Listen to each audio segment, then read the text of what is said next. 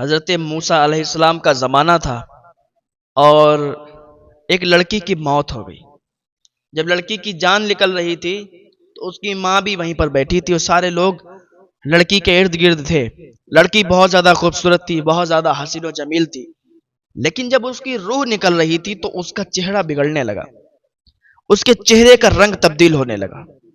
لوگ دیکھ کر حیران رہ گئے کہ اتنی حسین و جمیل، اتنی خوبصورت لڑکی، اور موت کے ٹائم جب روح نکل رہی ہے تو چہرہ بگڑ رہا ہے، اس کی شکل جانوروں کی طرح ہو رہی ہے۔ جب لڑکی کا چہرہ بگڑتے دیکھا، اس کی ماں دوڑی اور حضرت موسیٰ علیہ السلام کے پاس گئی اور کہنے لگی، حضور ایسا ایسا واقعہ ہے کہ میری بیٹی بہت زیادہ خوبصورت ہے، حسین و جمیل ہے، لیکن آج جب اس کا آخری ٹائم آیا ہے، آخری وقت آیا ہے، روح اس کی نکل رہی ہے، اور جیسے ہی اس کی جان نکلی تو اس کا چہرہ تبدیل ہو گیا، اس کا چہرہ بگڑ گیا ہے، نحوست بھرا چہرہ ہو گیا ہے، حضور بتائیں یہ کیا معاملہ ہے؟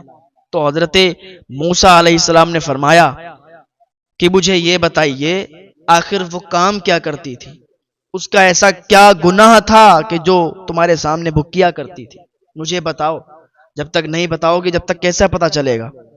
تو وہ خاتون کہنے لگی، حضور وہ 5 گناہ کیا کرتی تھی، 5 گناہ کیا کرتی تھی، ہو سکتا ہے، مجھے لگتا ہے کہ انہی گناہوں کے سبب، انہی گناہوں کی وجہ سے اس کا چہرہ ایسا بگڑ رہا ہے، اس کا چہرہ نحوست بھرا ہو گیا ہے۔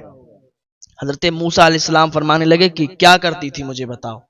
تو وہ عورت کہنے لگی، حضور پہلا گناہ تو اس کا یہ تھا، حسین و جمیل تو وہ بہت تھی، لیکن سنگار کرتی تھی، میک اپ کرتی تھی، اور میک اپ کر کے باہر نکلتی تھی، سنگار کر کے باہر نکلتی تھی، بالوں کو کھول دیتی تھی، دوپٹے کو گھر پہ رکھ دیتی تھی۔ وہ اس لیے نکلتی تھی میک اپ کر کے، دوپٹے کو گھر پہ رکھ کے، تاکہ گلی محلے کے لڑکے اسے دیکھیں، دوسرے لڑکے اسے دیکھیں تو اس پر فدا ہو جائیں، اس پر فریبتہ ہو جائیں۔ اس وجہ سے وہ سنگار کر کے اور گلی محلے میں نکلا کرتی تھی بالوں کو کھول کے، تاکہ دوسرے دیکھ کر اس کی تعریف کریں، لڑکے اس پر فدا ہو جائیں۔ اپنی سہیلیوں میں جا کے باتیں کرتی تھی ادھر ادھر کی کہ دیکھو آج میں گھر سے نکلی تو آج مجھے اتنے لڑکوں نے دیکھا، ایک نے تو یہ کہا، ایک نے تو یہ کہا، بال کھلے تھے، کوئی کچھ کہتا تھا، کوئی کچھ کہتا تھا، دیکھو تو میں حسین کتنی ہوں، خوبصورت کتنی ہوں۔ تو ایک تو اس کا یہ گناہ تھا، اور حضور دوسرا اس کا گناہ یہ تھا کہ جب وہ نکلتی تھی تو میں اسے روکتی تھی، میں کہتی تھی بیٹا ایسے مت جایا کرو، گلی محلے کے لوگ تمہیں دیکھتے ہیں، آوارہ لڑکے تمہیں دیکھتے ہیں، تم پر غلط کمنٹ کرتے ہیں، تم کو غلط کہتے ہیں، اور تم ایسے جاؤ گی تم پر گناہ پڑتا ہے، اور اللہ کا عذاب بہت سخت ہے، اللہ تعالیٰ تمہیں معاف نہیں کرے گا، تمہیں عذاب دے گا۔ تو جب میں یہ کہتی تھی تو مجھے وہ گالیاں دیا کرتی تھی، اور گالیوں تک ہی محدود نہیں رہتی تھی حضور، وہ مجھے کبھی کبھی تھپڑ بھی مار دیا کرتی تھی، اپنی ماں کو مارتی تھی، لیکن وہ میری بات نہیں مانتی تھی، پھر بھی وہ جاتی تھی، اور جب میں اس کو یہ کہتی تھی کہ عذاب پڑے گا تو وہ کہتی تھی اگر اللہ تعالیٰ عذاب دیتا نا تو پہلے ہی جب میں گناہ کرتی تھی، جب میں نے پہلی بار جرم کیا تھا، گناہ کیا تھا، تو اللہ کا عذاب تب آتا، یہ تم کیا کہتی ہو کہ اللہ عذاب دے گا؟ نہیں دے گا، جب میں نے پہلے گناہ کیا تھا تبھی اللہ عذاب دیتا، اگر تب نہیں دیا تو اب بھی نہیں ملے گا۔ اللہ اکبر۔ کہتی حضور میں اس کو سمجھاتی تھی کہ تجھے ابھی چھوٹ ملی ہوئی ہے، اللہ چھوٹ دیتا ہے اپنے بندوں کو، ابھی سدھر جا ورنہ وقت ایسا آ جائے گا کہ تو عذاب میں مبتلا ہو جائے گی، کیونکہ اللہ کی پکڑ بہت سخت ہے، جب اس کی پکڑ آتی ہے تو پھر کوئی نہیں چھٹا سکتا، اللہ نے چھوٹ دی ہوئی ہے۔ تو وہ مانتی نہیں تھی حضور۔ اور اس کا تیسرا گناہ یہ تھا کہ وہ نماز نہیں پڑھتی تھی، نماز اس لیے نہیں پڑھتی تھی، کہتی تھی میرا میک اپ خراب ہو جائے گا، میں نے ابھی میک اپ کیا ہے، ہر وقت میک اپ میں رہتی تھی، ہر وقت بناؤ سنگار میں رہتی تھی، کہیں ادھر جا رہی کہیں ادھر جا رہی، کہتی تھی مجھے ٹائم نہیں ہے، اس لیے نماز نہیں پڑھتی تھی کہ میک اپ نہ خراب ہو جائے۔ اے میری بہنوں، اللہ کو راضی کرنے پر لگو، دنیا ایک دھوکہ ہے، دنیا کی چیزیں یہیں رہ جائیں گی، ساری دنیا ختم ہو جائے گی، تمہیں اللہ کو منہ دکھانا ہے، تمہیں اللہ کے سامنے حاضری دینا ہے، اس وقت جب تم سے سوال ہوگا کہ تم لائی کیا ہو، کون سا تحفہ لائی ہو، تو کیا دکھاؤ گی؟ تو دنیا کی باتوں میں نہ آئیں، اللہ کی عبادت میں لگ جائیں، اور کہا حضور اس کا چوتھا گناہ یہ تھا کہ وہ اللہ کی ناشکری کرتی تھی. کوئی بھی چیز اسے ملتی تھی تو وہ اللہ کا شکر ادا نہیں کرتی تھی. اور یہ بہت بڑا گناہ ہے. کوئی بھی چیز آپ کو ملے، کبھی خوشی ملے یا کبھی غم بھی آپ کو ملے، تب بھی اللہ کا شکر ادا کرو کہ اللہ جس حال میں رکھ رہا ہے اللہ تعالیٰ بہتر کر رہا ہے. جو بھی اللہ کرے گا بہتر کرے گا، جو بھی ہوگا بہتر ہوگا. تو اللہ کا شکر ادا کرو، اللہ کی ناشکری نہ کرو، کیونکہ اللہ تعالیٰ کی جو ناشکری کرتے ہیں وہ اللہ کو پسند نہیں. جو اللہ کا شکر ادا کرتے ہیں اللہ تعالیٰ ان سے راضی رہتا ہے. تو اے میری بہنوں، اے میرے بھائیوں، اللہ کا شکر ادا کرتے رہا کرو. وہ عورت کہنے لگی حضور اس کا 5واں گناہ یہ تھا کہ وہ غیبت کرتی تھی. جس کے پاس بیٹھتی تھی اس کی چگلی کرتی تھی، کہیں اس کی چگلی کہیں اس کی چگلی، دو لوگوں میں لڑائی کروا دیتی تھی، بعد میں تماشا دیکھتی تھی.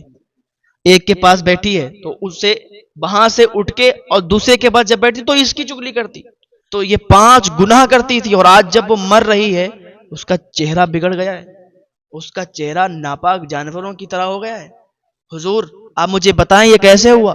حضرت موسیٰ علیہ السلام نے فرمایا کہ یہ جو 5 گناہ کرتی تھی اسی کی سبب اسے یہ عذاب آیا ہے کہ اس کا چہرہ بگڑ گیا ہے اور اس کے جسم سے بدبو آ رہی ہے. دنیا میں تو تم نے ہی دیکھا ہے، تم لوگوں نے دیکھا ہے، تمہارے رشتہ داروں نے دیکھا ہے کہ اس کا چہرہ بگڑ رہا ہے، اس کے جسم سے بدبو آ رہی ہے. لیکن جب یہ اب قبر میں جائے گی، جب یہ دفن ہوگی تو قبر کا عذاب پھر اس کا بہت زیادہ ہوگا. سانپ، بچھو، کیڑے نوچ نوچ کر اس کی ہڈیوں کو بھی چبا جائیں گے، اس کی ہڈیاں بھی چکنا چور ہو جائیں گی. اس کے جسم کے ایک ایک گوشت کو ایسے سانپ، بچھو، کیڑے نوچ نوچ کر کھائیں گے. اور پھر ایسا نہیں ہے کہ پھر دوبارہ اسے موت آئے گی، وہ ایسی تکلیف ہے کہ وہاں پھر موت تو آنی نہیں ہے. ایک بار اگر مر گئے تو پھر دوبارہ مرنا نہیں. آدمی کہتا ہے کہ چلو بھائی ایک بار مرنا ہے، موت آئے گی دیکھ لیں گے. جب قبر ہوگی، قبر کے اندر جائیں گے اور جو وہ کیڑے مکوڑے نوچ نوچ کر کھائیں گے تو تکلیف ہوگی، موت نہیں آئے گی. یہ مت سوچنا کہ وہاں جب زیادہ تکلیف ہوگی تو مر جائیں گے، ایسا نہیں ہے، بس تکلیف دی جائے گی. تو اللہ کی بارگاہ میں توبہ کرو. اے میری بہنوں، اے میرے بھائیوں، اللہ کی بارگاہ میں آ جاؤ، توبہ کر لو. اللہ تعالیٰ تو ایک توبہ سے معاف فرما دیتا ہے. بس اللہ کی بارگاہ میں سچی توبہ کرو، اپنے گناہوں سے معافی طلب کر لو، اللہ تعالیٰ معاف فرما دے گا. ہاں ورنہ دنیا میں ہی آپ نے دیکھا ہوگا کہ لوگوں کے کیسی شکلیں بگڑ جاتی ہیں، لوگوں کے کیسے چہرے بگڑ جاتے ہیں. اور دنیا میں ہی آپ نے دیکھا ہوگا کئی لوگوں کو کیسے عذابات دنیا میں ہی شروع ہو جاتے ہیں، دنیا میں ہی لوگوں پہ عذاب آ جاتے ہیں. تو اگر عذاب سے بچنا ہے تو اللہ کی بارگاہ میں آنا ہوگا، عذاب سے بچنا ہے تو اللہ کی طرف آ جاؤ، اللہ کی طرف آ جاؤ، اللہ تعالیٰ معاف فرما دے گا. ابھی توبہ کے دروازے کھلے ہوئے ہیں، پتہ نہیں کب توبہ کا دروازہ بند ہو جائے اور پھر توبہ کی توفیق بھی نہ حاصل ہو. آئیں اللہ کی بارگاہ میں دعا کریں، اللہ تعالیٰ معاف فرمانے والا ہے. اللہ تعالیٰ ہمیں نیک عمل کرنے کی توفیق عطا فرمائے، اللہ ہمیں گناہوں سے بچنے کی توفیق